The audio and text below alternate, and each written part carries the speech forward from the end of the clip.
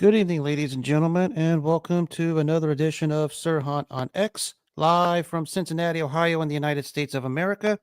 Hope everyone had themselves a wonderful 4th of June 2025. Sweltering heat, sore feet, sore body. That's where I stand today. Long day in the workplace, just vicious and brutal, but I managed to survive. But I'm here tonight. Warm weather's finally surpassed mid 80s today. A lot of people probably have their ACs turned on. Yours truly being one of them, because I certainly need it.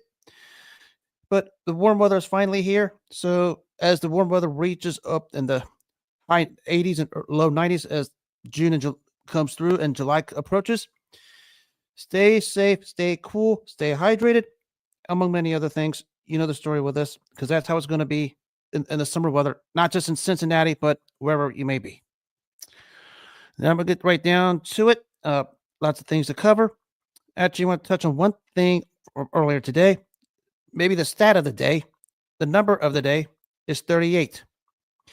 Took place here in Cincinnati, where it was the Cincinnati Reds losing their 38th consecutive baseball series when they lose the series opener. And it happened today, just getting walloped by the Milwaukee Brewers. But when does that never happen? I mean, what more can you say? I mean, they had actually they were a TJ Friedel Robbie of a home run at the end of the game play from being swept in that series again, because we know Milwaukee just always has Cincinnati's number. Last time the Reds won a series against the Brewers was back in August of 2022. And it's been 38 straight series where the Reds lose the opener and lose the series. A very, very wild, staggering number. I mean, you can't talk about David Bell anymore. The reason why I say that is because David Bell, we know, is not on the team. Is now on Terry Francona. I mean, Francona just mismanaged his bullpen to the worst and most utterly insane ways possible. I mean, he did that when he was in Cleveland. Guardians fans try to tell us this, and they were right. And we're having this discussion the same way Guardians fans had discussions about their bullpen, because that bullpen right now, I think, is just beyond on fumes right now, because Francona has just basically used it and abused it. I mean, they just recently dealt Alexis Diaz to the Dodgers, which basically he was a year or two past his expiration date here in Cincinnati. But how can you let 38 consecutive series after losing the series opener? How do you lose 38 straight like that? That's something I cannot understand. That's something I can't comprehend. That's something I can't understand, because you would think at some point they would figure it out. I guess not. And another stat, how do you let yourself go at least 20 games where you're scoring a run or less with that lineup? 20 games where you're scoring a run or less with the lineup that you guys have with the Cincinnati Reds. That's something I still can't understand. That's something, again, I can't comprehend or try to figure out. But this season has basically just gone down the tubes so far. I mean, I don't want to say it's not too late to turn around. I mean, you have to have one of those miraculous 12-game winning streaks you had like a couple years ago. But I'm not sure if that's even doable with this lineup. But that's the only thing I can explain with this. 38 straight series you lose when you lose the first game. Team, I guess, doesn't know how to make adjustments. Actually, they should have been swept by the Brewers. It was just a miraculous, terrific catch by TJ Friedel in the bottom of the ninth with 2 outs to salvage a game in that series. And probably the play of the year right now at the moment. But we know the Brewers always own the Reds. It is going to continue until dramatic changes are taking place. Lots of finger pointing going on with the Reds community. I'm not going to engage in it because it is what it is. So get your stuff together, Cincinnati Reds. Still plenty of time, but with the trade deadline probably going to approach, you're going to have a real decision to make. Are you going to go all in to put a playoff contender, or are you just going to bottom out? I don't know how you can bottom out with the spending you did this offseason. So we'll see where you guys go. I'll be watching and studying carefully because we're having a discussion for like the third straight season about what you guys are going to do at the trade deadline. Of course, Nick Krause and the Castellini's ownership is getting tons and tons and tons of heat. We all know this. So that's where we stand when it comes to the Cincinnati Reds.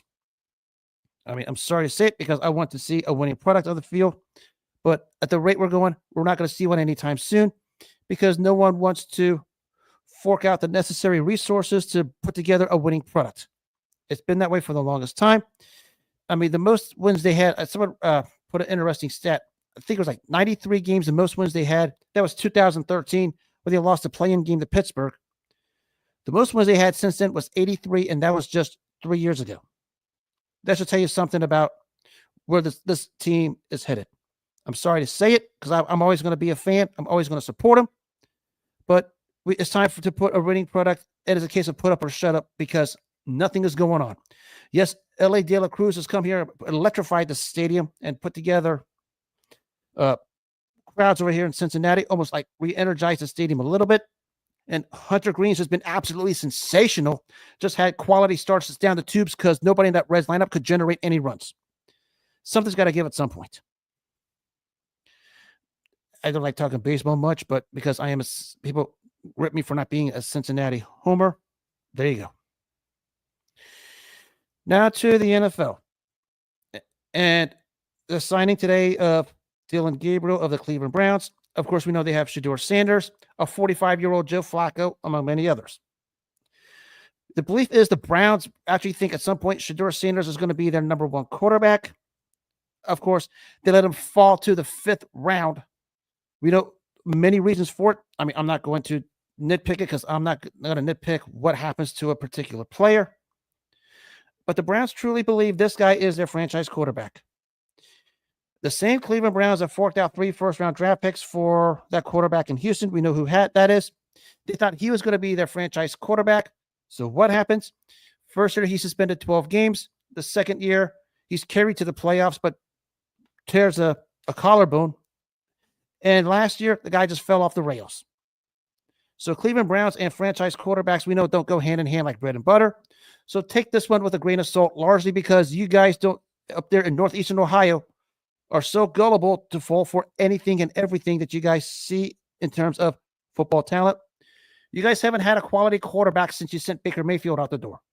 I mean, no one's going to mistake Baker Mayfield for the second coming of Tom Brady or Peyton Manning. But Baker Mayfield was the perfect fit for what you guys did in Cleveland. And that's why you had a terrific playoff run. I mean, you had a decent season until Baker Mayfield's labrum fell apart the year later. But still, was it worth forking out all that draft capital for a quarterback with the baggage he brought and to fully guarantee him $230 million the way you did? Maybe not. The results speak for himself. I told you guys 3 years ago this was going to happen when you forked out that draft capital to get him. And it was a bad backfire. Probably the worst trade in sports history. Definitely the worst trade in NFL trade history. I mean, found a way to surpass the Dallas Cowboys fleecing Herschel Walker. I mean, I never thought I would live to see the day where I could say that, but that's what Cleveland did.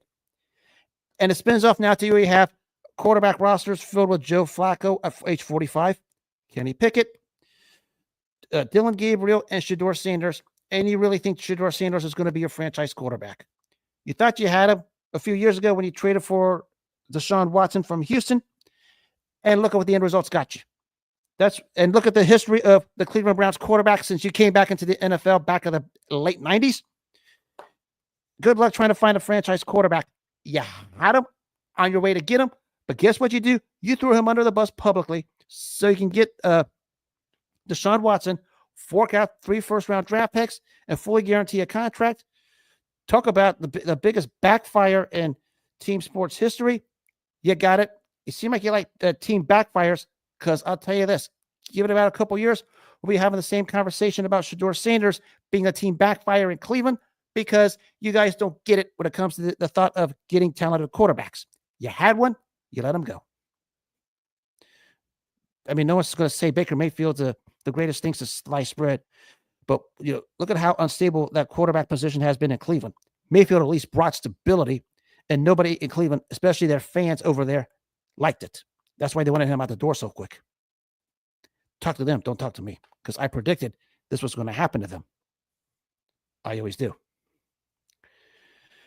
And speaking of players or teams that make fool of themselves, today, once again, there's 3 guarantees in life: death, taxes, and Orlando Brown Jr. just opening his mouth when he has no business to. And he did it again. He legitimately thinks that he and the Bengals offensive line are going to be better and is going to find a way to move up because they want to be better in his eyes.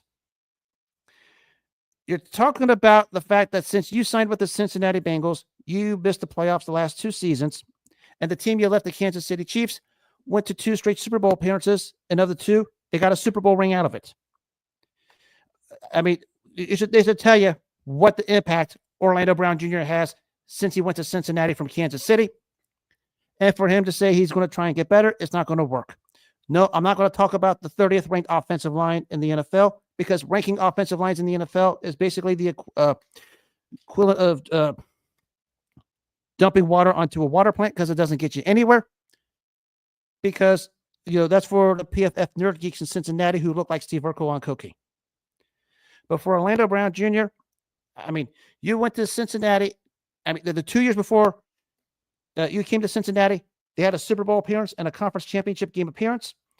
And the 2 years you came there, you missed the playoffs both times. And you talk about wanting to improve and get better, and you think the team is going to get better. That's not going to happen, because for 3 years, for 2 years going on 3 years, which is, I think is going to happen again this season, that offensive line is just going to be pushed around, because that's what's happened since you came into Cincinnati. One of the leaders in pressures allowed, which is an adequate stat I will use. And now people here in Cincinnati thought they was going to be the franchise left tackle. When, he's not even a franchise left tackle in Madden. I mean, forget about being a real franchise tackle in the NFL. The guy's not even a franchise left tackle in Madden. Orlando Brown Jr. continues to find ways to make a fool of himself, and he thinks because he signed that contract he has no business getting, that he can do anything and everything he wants. It's not going to work, because if you sign that contract, you better hold your own. And since he's come to Cincinnati, he hasn't. And after he made a fool of himself today, pretty much means he's not going to continue to be better, because he's looking at year 3 of that team missing the playoffs since they signed him. Talk about addition by subtraction. That's Orlando Brown Jr. to the Cincinnati Bengals, because they went to the playoffs the 2 seasons before him.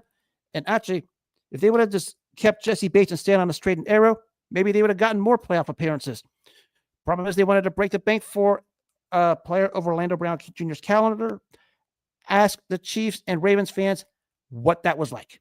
And trust me, they're happy he's out. And the Bengals fans think they had the second coming of Anthony Munoz. That wasn't the case. Keep talking, Orlando Brown Jr. You made a fool of yourself more times than enough.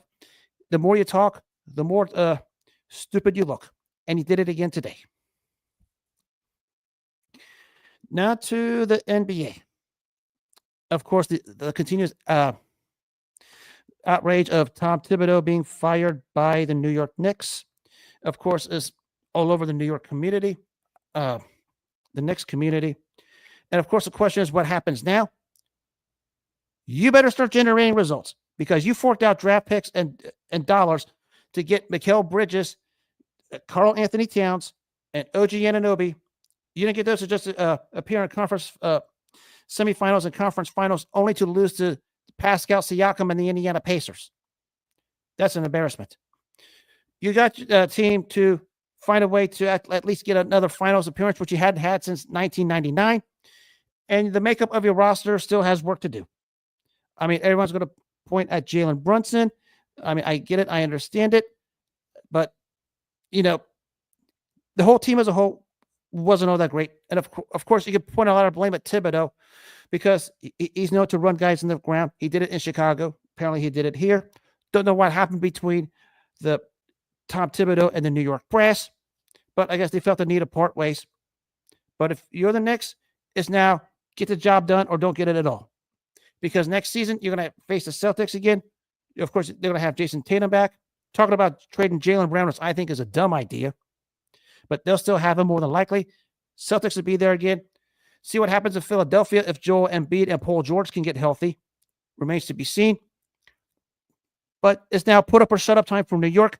You forked out all those draft picks and all those cash to get guys like Anunoby, Towns, and Bridges.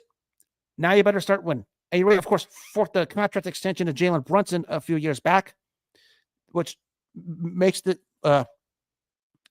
pressure and the expectations rise a bit because now you got to get the job done. I've always said I'm a results-oriented person. It is now about the results in New York. I mean, they have a team to get it done. The talent is there. You just got to put it together.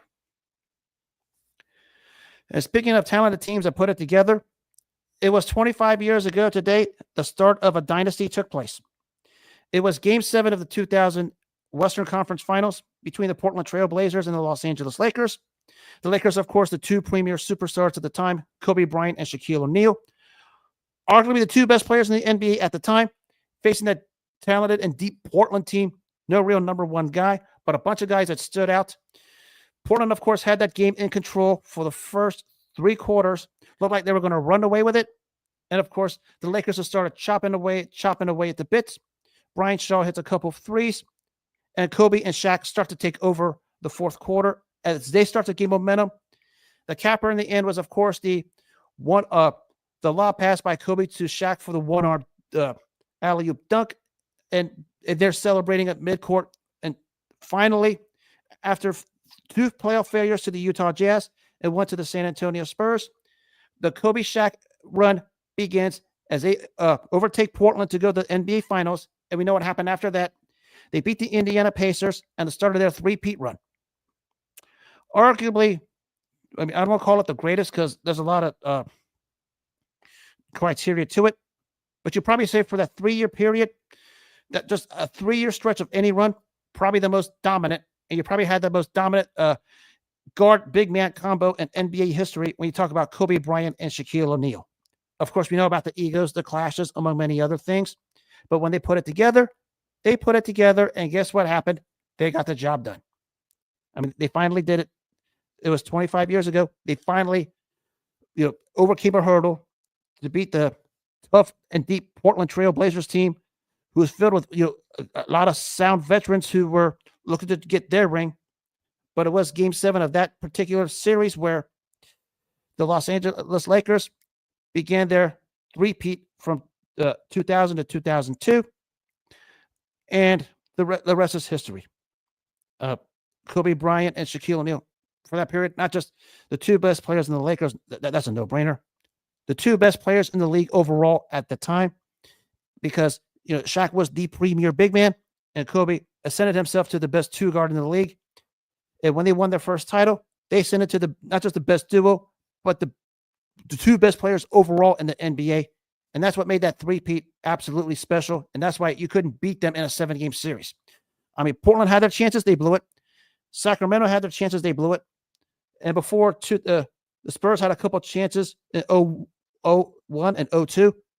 They couldn't get it done. Of course, it was 0-3 when they ended the Shaq Kobe run, just largely because the Lakers just had a lot of miles, and it added up to not just Shaq, but some of the role players who showed their age. But 25 years ago today, arguably the most dominant forward center duo in NBA history began their 3-peat run. May God rest the soul of Kobe Bryant, one of the all-time greats. A lot of people nitpick his legacy for whatever reason. Have at it. Doesn't deter the fact the guy's a 5-time NBA champion and one of the all-time greats. Arguably the 2nd greatest shooting guard in NBA history, behind that fellow named Michael Jordan. Shaq, one of the 5 most dominant big men in NBA history. Their place in history is forever secure. Boy, we're not going to see anything that dominant ever again. Especially when we talk about how the big man is. Shaq was one of those guys. I mean, he stands in the paint and he finds a way to wreak havoc. All he has to do is just touch the ball, and all the defenses panicked. But as big as Walcott was Kobe Bryant, when he started to ascend to the next level, that's when they became unbeatable from 2000 to 2002. Now to the world of boxing. And this was broke by like many of you guys out there. And this one doesn't surprise me at all. Turns out that Amazon Prime has dropped the Premier Boxing Champions brand, just like others have, NBC, Fox, among others. When you put a bad quality product, and when you put a product that doesn't sell well the way that has, and you've given chance after chance to fix the situation and it doesn't work, this is what the result is going to be. And that's what happened here. I mean, he was on NBC. We started this about a decade ago. We know that how that ended. You was actually on Fox for the longest time, and you find a way to blow that. And now you go to Amazon Prime, and for all the Premier Boxing Champion supporters, we all try to tell you it was going to happen again, and it did today. I mean, if no one takes this, let me back up here. Who in the world starts to take this product seriously? I said when the second Deontay Wilder Tyson Fury fight happened, when Fury just dog walked and took Deontay Wilder to the cleaners and sank his ass, pardon my language, that's when you knew what the PBC brand is all about. And the capper took place almost 2 years ago in Vegas when Terrence Crawford just dog walked, beat down, and bum rushed the overrated Earl Spence Jr. That's what happens when you put a bad product out, one. Number two, you sideline your own guys, don't know how to put the fighters on the television sets when you have the platforms. I mean, you had NBC, Fox, and Amazon Prime to put them on. You couldn't put them on for whatever reason. There's rumors that you guys were financially tight. I won't even go that far because I don't know all the criteria because I'm not an insider. I'm just an analyst. You had these platforms. You had the platforms they had to have the decent fighters in market. You couldn't do it. I don't know if it's because you didn't want to do it. Because you had guys sitting on the sidelines and pretty darn good fighters too. I mean, you found a way to blow it with Canelo Alvarez. Okay, you had Canelo Alvarez and you found a way to blow it. That's a problem. I mean, you had probably the biggest name in the sport right now on your roster, and you find a way to blow it. That should tell you what's wrong with that particular brand. I mean, you started like you was going to have something, but not only do you have guys just sitting down and not fighting and basically just freezing them out, but when you get them in the ring, you have a bad product, and it's not good. And basically, the people who follow it are the insiders, the people who have this in-depth intergroupy cult following that they have over there at that particular platform, which is not the greatest in the world either. But you found a way to blow it with Amazon. That might be the final nail in your coffin. I mean, it was bad enough you blew it with NBC when you started this. It was bad enough you blew it with. You had ESPN for a while. You found a way to blow it with that one, and you found a way to blow it with Fox Sports. Fox Sports. You blew it with Fox Sports, and then you blew it with Amazon Prime. Two of the bigger platforms globally. That's all I needed to know. You found a way to blow it. At this point in the boxing industry, and anyone who's talking about these guys or anyone who's backed these guys, you guys are all toxic right now. And because of your toxicity, you guys have taken a terrific sport and sent it down the tubes. And there's some people that are okay with it. And some people try to make up all these bogus numbers like Dan Rafael, the overweight coward that he is. It's not going to cut it. You just took this product and just threw it down the drain. Actually, you didn't throw it down the drain. You shoved it down the drain. And you took a big old overgrown size telephone pole and just dumped it in the drain and stuffed it to where you wanted to get rid of it. Congratulations. You're basically in RIP mode. If not, they were ready. And anyone who still wants to defend it or wants to talk about it or talk about any of their fighters, you have no room because you are all as toxic as that particular brand and anyone that fights for that brand. I mean, that brand found a way to blow it with Canelo Alvarez. They signed Canelo Alvarez not too long ago. They found a way to blow it. Congratulations. No one is surprised at this. And honestly, I don't feel sorry for them. I mean, it's history repeats itself, and basically they can't get out of their own way. They found a way to ruin one of the most beautiful sports possible because they're all about the business. The problem is when you're all about the business and the business is starting to fail, what do you lean on now? What are they going to lean on? That's going to be a challenge if they have anything to lean on, because right now the only thing they can lean on is in a hospital bed with a breathalyzer up in between their nostrils, basically an oxygen tank, because right now that thing is on life support. It's only a matter of time before the plug is permanently pulled for good. And honestly, I'm not going to feel sad for them, because it's the same story over and over and over and over. The guys in that particular roster nobody really panned out. I mean, everybody talks about Deontay Wilder. What happened when he fought Tyson Fury 3 times? The results speak for itself. People kiss up to Earl Spence Jr. The one time he stepped up, it was Terrence Crawford. Everybody knows what happened 2 years ago. And now everybody's talking about Tank Davis. Guess what happened when he fought Lamont Roach the first time? There you go. And you still want to talk about those guys, and you still want to back those guys. Congratulations. I'll just distance myself from you guys if you still want to give them the time of day, because you're a bit as toxic as that PBC brand is, because they're just trash right now. I mean, they blew it with 4 different networks, and they're not worth the time of day. Good riddance to them. And all the fighters that fight for them, because some of them are just some real despicable human beings. Maybe the only exception is Caleb Plant. You know the story, because he's the only one that stands out. Someone needs to tell him to get out of that particular brand, because he can do better than this. I hate to call a particular brand trash, but after what they've done over the past decade and blow it with 4 networks, that's who they are. Shoo, goodbye and good riddance. So all you guys in the boxing community, just stop talking about PBC. Stop talking about PBC fighters. They don't deserve the time of day. Once you do, you become as toxic as them, and that's at the end of you as well. Good, I got that off my chest. Now to a historical aspect that took place over 73 years ago today at the Municipal Stadium in Philadelphia, Pennsylvania. This was the end of a 4-fight series between Ezra Charles and Jersey Joe Walcott. A 4-fight series between 2 guys who are looking to make their mark. The first 2 fights were won by the standout Ezra Charles out of Cincinnati. The first time Charles would become a heavyweight champion of the world, he would get the second win. Walcott comes back to get the third win by knockout to finally, after many failed attempts, to become the heavyweight champion. Of course, there was a robbery a few years before that to Joe Louis, when everybody knows Walcott was blindly robbed in that fight. So we fast forward to the 4th fight that took place 83 years ago today in Philadelphia, Pennsylvania. The story of this one was that both gave probably one of the best efforts in the downturn of their careers. Compared to the other fights, a bit of a slower paced fight. But in this, the real story here was that Jersey Joe Walcott, as this 4-fight series with Ezra Charles was starting to go on, he started to find himself a lot better. The biggest thing he did here, he started to sit down on his punches better, started to find his rhythm a little bit.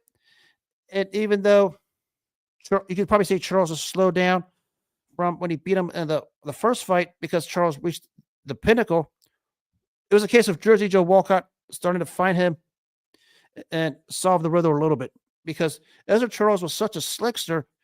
It took Walcott a couple fights to finally figure it out. And what happened here is that Walcott figured out Charles, and in this 4th fight, in a fight that's, I don't want to say is hotly disputed, but still some think Charles should have got the decision. The 3 judges favored Walcott in the round system. Let me remind you, it's not the 10-point must system, the 5-point must system, the 20-point must system, or the 100-point must system. This was the round system, meaning you win the rounds, you win the fight. 2 judges had it, actually one had it 9-6 for Walcott, the other one 8-7 for Walcott, the other one 7-6-2 for Walcott. He gets the close but narrow unanimous decision win. As the thing is about this fight was, as it was going on, as Walcott finally figured Charles out, Charles starts to get more desperate, starts to throw wildly, and basically the fight was basically Walcott's at that point. I mean, from the footage I saw, and a lot of people back then thought that you could have made a case for Charles winning.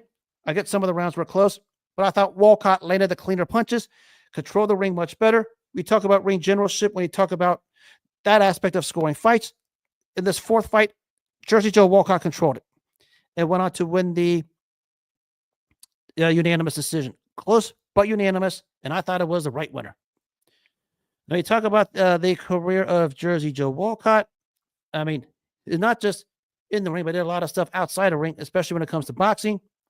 But when you talk about inside the ring, one of the premier fighters of that time, especially the back end of the 40s and the early 50s, when guys like Joe Louis started to fade, and then we saw the reincarnation of, the beginnings of Rocky Marciano. In the middle there was Jersey Joe Walcott and Ezra Charles in this 4-fight series. It was split down the middle, where Charles won the first 2 fights. The first one, of course, Charles won the vacant heavyweight title. That was vacated because Joe Louis retired at the time, and the title was vacant. But, of course, Walcott would get the third fight by a 7th round knockout and win the 4th fight on a unanimous decision. But the capper there for Walcott was the 2 fights after that to the great Rocky Marciano. Of course, we know what happened in the first fight. That brutal right hand that turned Walcott's face sideways by Marciano, and Walcott was down and out for the count. And, of course, in the second fight, it was a first-round obliteration. A lot of confusion of that because people thought Walcott beat the count. Even he said it himself. He didn't know the punch hit him. The replay showed it was an actual punch. It looked like not the one that Marciano knocked Walcott with the first time with, but one that did enough damage to put Walcott down and out for the count. Actually, he did get up, but after the count of 10, and that was when that fight was over. But his resume itself is pretty formidable. You're talking about the 4-fight series with Charles. Gave Rocky Marciano all he could handle in those 2 fights. Beat standouts like Jimmy Bivens and Joey Maxim and Elmer Ray and Harold Johnson. A standout fighter himself, who actually became a referee later on. It was the referee of the famous Phantom Punch fight that took place in 1965 between Muhammad Ali and Sonny Liston in Lewiston, Maine. From fighter to referee. I mean, you think that's an easy transition. I mean, we think of Jersey Joe Walcott, especially when the premier fighter goes to a referee stance when we talk about Jersey Joe Walcott. And that was a transition for him. And not only that, that transitioned to him to become the commissioner in the state of New Jersey after refereeing Ali Liston too. So he stayed in the game, not just in it, but also outside of it as a referee and as a commissioner. His impact is substantial itself. Just a terrific fighter, but of course also victimized by one of the 5 worst decisions in heavyweight championship boxing history. When you talk about the fight of December 5th, 1947, when he was blindly robbed against the heavyweight champion Joe Louis. It was no proof. I mean, even Joe Louis said himself, Joe Louis basically said, Jersey Joe Walcott won the fight.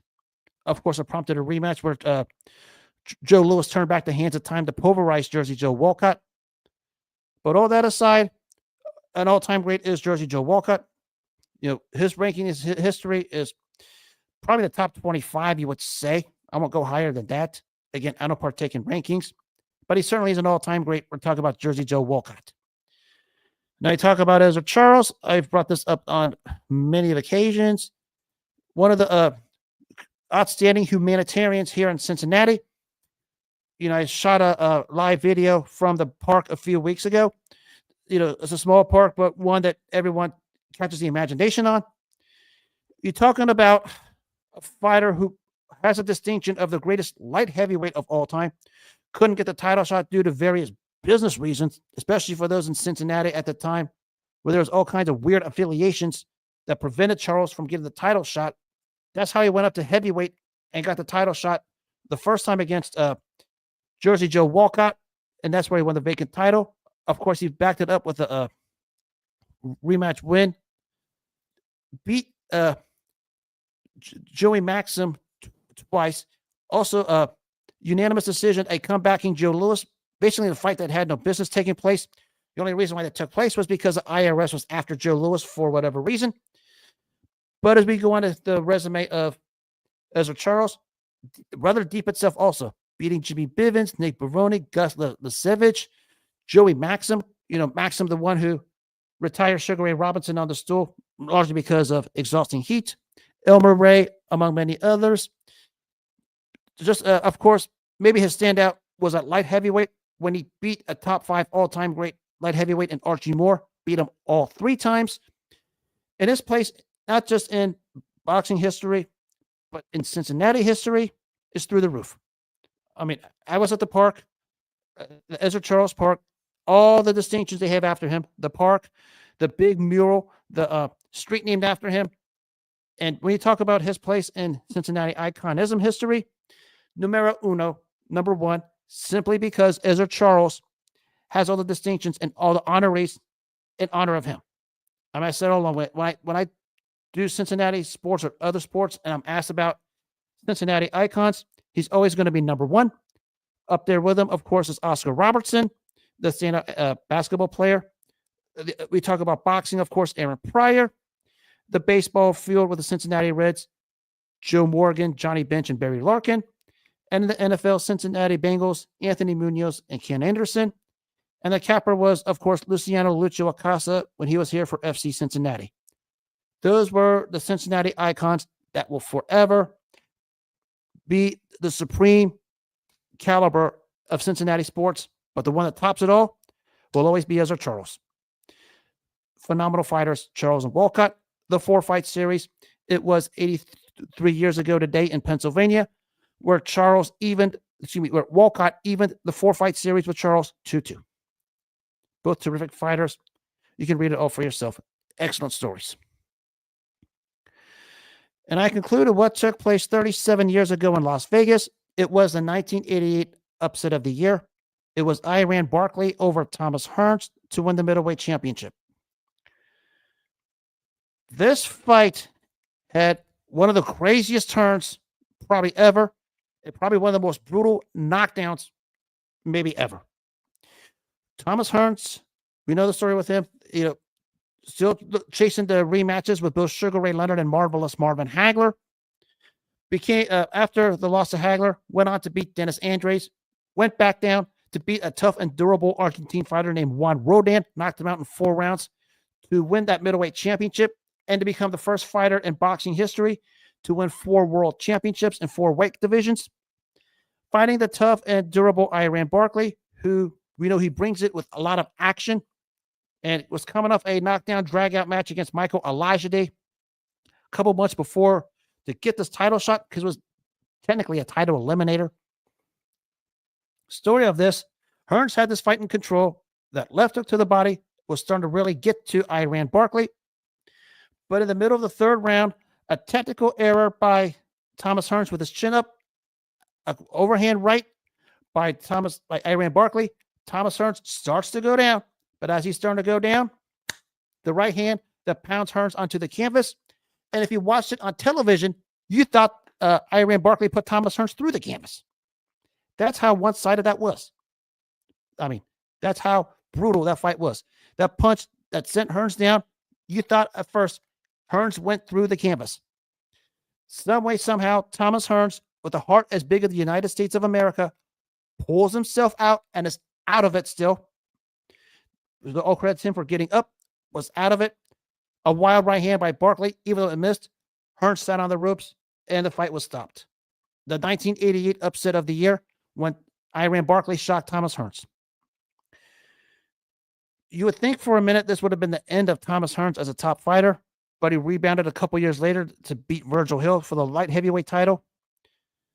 But this fight was a synopsis of Iran Barkley in a case where, he brings all the action, and another case in both situations where if you let up and let one guy hit you, it can be over. And that's what happened. Thomas Hearns had this fight in control.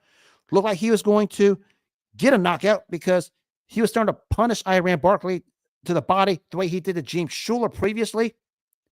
But Iran Barkley buckled down. A technical error, a couple of soft jabs by Barkley, then the right hand, and as Hearns was going down, Barkley pounds him onto the canvas, and you thought he went through the canvas. That was how brutal Iran Barkley was. They call him the Blade.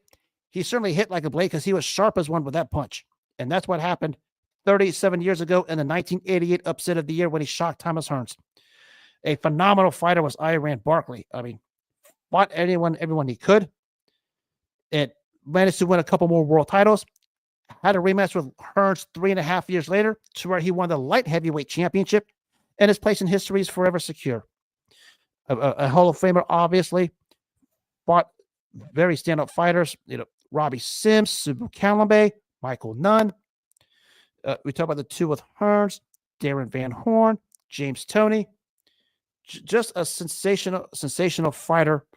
Whenever he turned on the TV, you wanted to watch Iran Barkley because he loved to bring the action, and that left hook was just nuts of his. Ask Michael Elijah when he floored him with it, especially the final knockdown where, it looked like Elijah was just dead on the canvas. Iran Barkley was just a brutal fighter, an exciting fighter, an all-time great, a 3-time world champion. His place in history is secure. And we talk about the hitman Thomas Hearns. It was already secure well before this. I mean, his biggest misfortune, maybe he's probably known for the losses to Leonard and Hagler, which is not a fault of his, because in that era, we knew what that era was all about. A part of the Four Kings with Leonard, Hagler, and Durant, as those three with Hearns fought each other at the best. It basically made you want to turn on the TV and watch the fights from 1980 to 1987.